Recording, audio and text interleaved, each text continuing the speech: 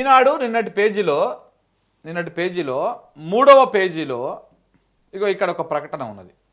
ఈ ప్రకటన మీరు అందరూ చూడకపోయి ఉంటే చూడండి దయచేసి. ఇగో ఇది కొంచెం పెద్దగా పెట్టి చదువుతున్నా. ఏమని పెట్టింది? ఈనాడు .net, ఈనాడు ఈ పేపరు, ఈనాడు పత్రికను మొత్తంగా లేదా పత్రికలోని కొన్ని వ్యాసాలను మొదలైనవి ఎటువంటి హక్కులు లేకుండా, యాజమాన్యం అనుమతి లేకుండా కొందరు వ్యక్తులు తెల్లవారే ఈనాడు ఇంటర్నెట్ నుంచి తీసుకొని వారి వాట్సాప్ గ్రూప్లలో మరియు ఇతర సోషల్ మీడియాలో అప్లోడ్ చేయడం, షేర్ చేయడం, ఇతరత్రా వాడడం జరుగుతున్నట్టు మా దృష్టికి వచ్చింది. ఈ విధమైనటువంటి అనుమతి లేని చర్యలు కాపీరైట్ చట్టానికి విరుద్ధం మరియు శిక్షణార్హమైన నేరం. అందువల్ల ఎవరైనా వ్యక్తులు, సంస్థలు లేదా గ్రూపులు ఈనాడు పత్రిక, ఈనాడు .net, ఈనాడు ఈ పేపర్లోని పేజీలు, వ్యాసాలను అనుమతి లేకుండా అప్లోడ్ చేయడము, ఇతర గ్రూపులకు సరఫరా చేయడము లేదా ప్రచారం చేయడము నేరం. అట్టి చర్యలను ఈనాడు చాలా తీవ్రంగా పరిగణించి బాధ్యులపైన సివిల్ మరియు క్రిమినల్ చర్యలు తీసుకుంటుందని హెచ్చరికలు జారీ చేయడమైనది. ఇట్లు Vellanki Ratnakumar, chief manager, legal department. అయితే ఈనాడు పత్రిక ఏం రాసిందయ్యా అంటే, మా పత్రికలో ఉన్నటువంటి అంశాలను మీ ఛానళ్లలో లేకపోతే మీ సోషల్ మీడియా ప్లాట్ఫామ్లలో పెట్టకూడదు, మా అనుమతి లేకుండా మీరు వాడకూడదు అని చెప్పేసి నిన్న ఈనాడు ఒక ప్రకటనని తన పేపర్లో పెట్టడం జరిగింది.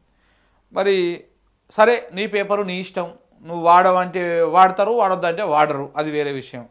కానీ ఇది భావ ప్రకటన స్వేచ్ఛకు విరుద్ధం అనేటువంటి అభిప్రాయం కూడా రాకపోలేదు. ఎందుకంటే పత్రికలు ఇవాళ రేపు ఎట్లా తయారైనాయి అంటే, పత్రికలు, మీడియా సంస్థలు ఇవన్నీ కూడా మీరు జాతీయ స్థాయిలో కూడా చూడండి.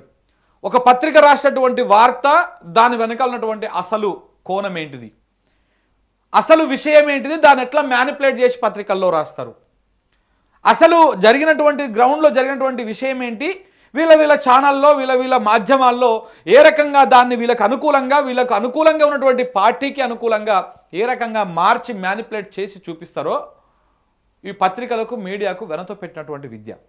మరి మీరు లంగముచ్చట్లు అని రాస్తాం, లేనిది ఉన్నట్టు రాస్తాం, ఉన్నది లేనట్టు రాస్తాం, మసిబూసి మారేడికాయ చేస్తాం, జనాలను మిస్లీడ్ చేస్తాం.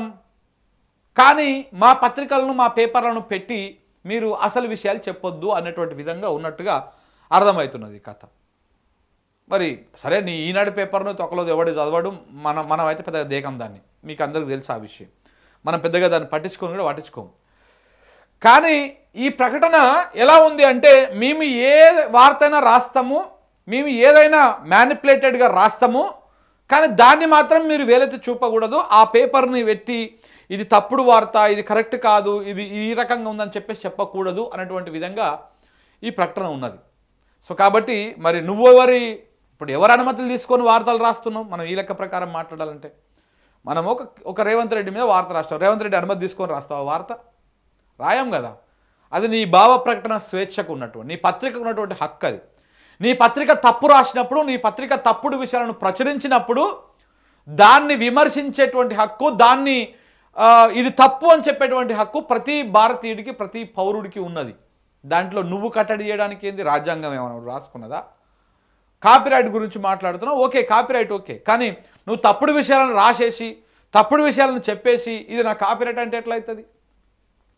ఏ రకంగా అవుతుంది? అబద్ధాలు ఎన్ని చెప్తాం, ఇది నా వాక్ స్వాతంత్రం, ఇది నా కాపీరైటు, కాబట్టి మీరు వాడకూడదు అని చెప్పేసేటువంటి విధంగా చెప్తే ఎట్లా?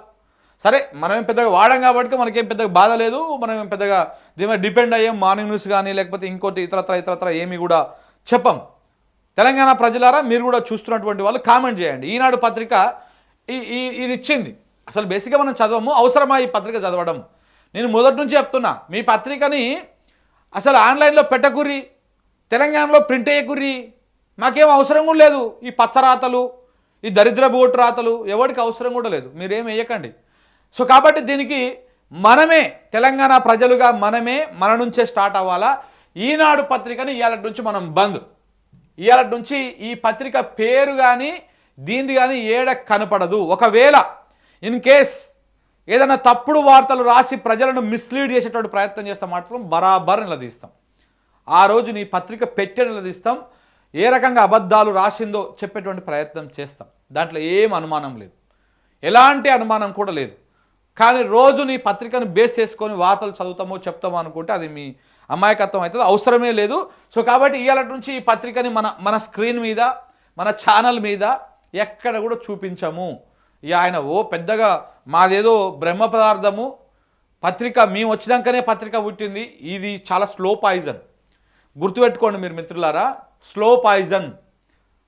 ఈనాడు, ఈటీవీ అనేటివి చాలా స్లో పాయిజన్. ఎంత దరిద్రమైనటువంటి అంటే ఒక భావజాలాన్ని మెల్లగా ఎక్కించేసి ఇదే నిజమని నమ్మించేటువంటి ప్రయత్నం.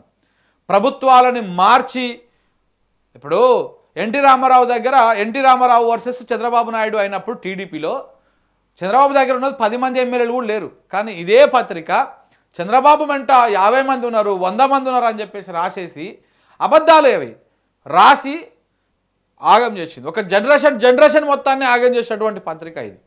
సో కాబట్టి మనం దీనికి ఎంకరేజ్ చేయం. ఇవాళ నుంచి ఈ పత్రిక క్లోజ్. ఈ పత్రిక మనం చదవం, అబద్ధాలు రాసే రోజు మాత్రం తప్పకుండా చూపిస్తాం. ఓకే, ఇంకా మిగతా వాళ్ళు కూడా రాసుకున్నా మనకేం అభ్యంతరం లేదు. ఓకే.